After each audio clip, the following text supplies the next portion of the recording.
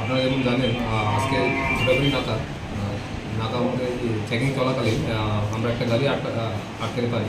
গাড়ির নাম্বারটা হলো AS01 MC 6297 ফোর হুইলার গাড়ি। গাড়ির চালক ছিলেন শফিকুর রহমান।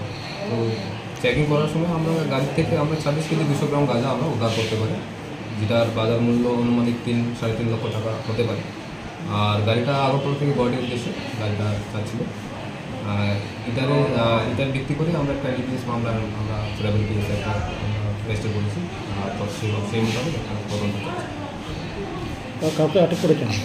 হ্যাঁ, গাড়ি চালক শফিকুর রহমান, বাড়ি আসা।